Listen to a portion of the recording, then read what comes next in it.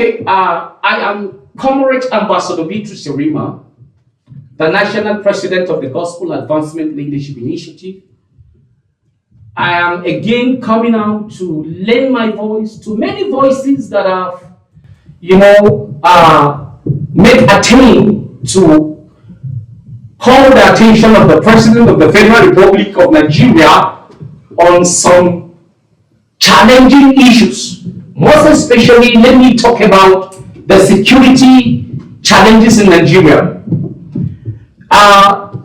It's on record that as never before, the issue of security is becoming so disturbing and so challenging to Nigerian citizens.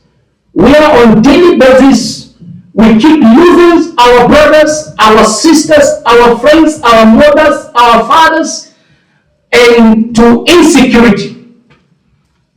I think it is important that Nigerians begin to speak and speak with all the conscience that is required. Conscience of justice, conscience of humanity, conscience of unity, and conscience of peace and development. And to this light, I want to call on the Mr. President to begin to see what drastic measures is going to introduce in tackling the security problems in Nigeria. Plateau State, Benue State, Katsina State, Zamfara State, Kaduna State, Niger State, all over the country, there's no place that is safe today. And this is not because the president is not putting in his best into the security, but because there's a sabotage within even the security setting. And this is a deliberate effort to undermine the effort of the president to restore peace and stability to this nation. And Mr. President, I want you to know that this is an effort to destabilize your government. Like I said, when I was responding to your highlighting that security is one of the instruments that they are using to ensure that they discredit your effort as a president of the Federal Republic of Nigeria.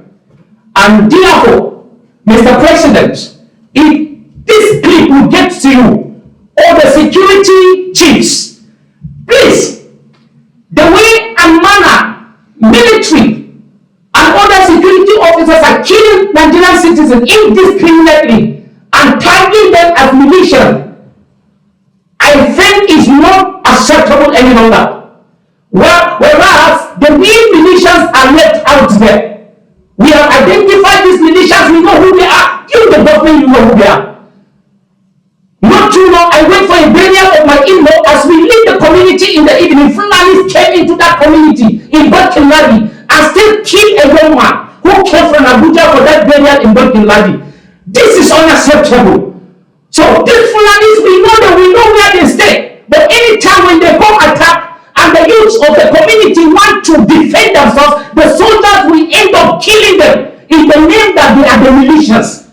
This has to stop in this country. And I'm calling on the governors, I'm calling on chairmen of local government that they should empower their local vigilance. They should empower their local youths with whatever it takes so they can continue to defend themselves. Enough of soldiers killing our armless youths because they see them carrying sticks and leaving the real perpetrators to walk away. Sometimes even when we are telling them, look at them going there, they will turn their eye the other way and leave the perpetrators to go away. So we don't know why the selective treatment in this fight against terrorism or fight against banditry. Enough is enough.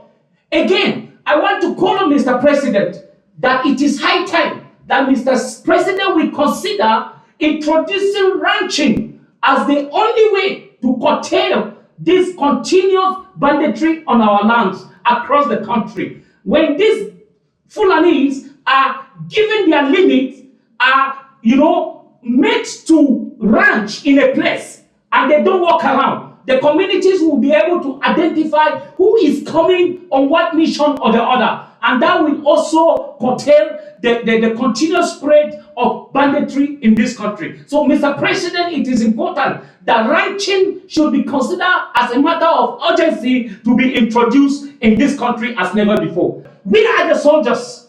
We have not seen arrests that have been making. Only when they try to label people, they will go and arrest community youths and say they are the perpetrators. These people will be sleeping in their house in the night, around 12, around 1, around 11 in the night. These militias will come on them and kill them. Please, Mr. President, before your election in 2027, as matter of urgency, you need to talk to your security chiefs. Then I'm also calling, if possible, reshuffle your cabinet. I think the security advisor, he has overstayed his stay in that seat, because we have not feeling the impact of his office in terms of security, and we don't know what advice is given to you. And I pray he is not one of the tools that these conspirators are using against your government, sir. So, ladies and gentlemen, we need to rise as Nigerians. Wherever you are, this is not about tribe, this is not about religion, this is not about region, this is not about what state you come from, because it's one thing that is eating all of us. It's one thing that is destroying all of us. So I am calling on Nigerians to say that please, enough is enough. Enough is enough. We will not continue to be conducting mass burials of our people, of our people who are the future of this country. People who have invested so much, they have nothing to do with politics. They are, some of these people are farmers, and they don't even have fertilizers for their farm. Yet they will go and kill them. Enough is enough. Ladies and gentlemen, please, I want us to continue with this crusade. And Mr. President, I am one of those who love you passionately. And I am one of those who is campaigning for you passionately. And I'm one of those who believe in you passionately. I please want you to hear my voice, to see me as one who made good for you. It's time for you to act, Mr. President. I hope that this clip gets to you and that the necessary actions will be taken. Enough is enough. Enough is enough. Thank you, ladies and gentlemen. Ambassador Beatrice Yarima, National President, Gospel Advancement Leadership Initiative. God bless you all.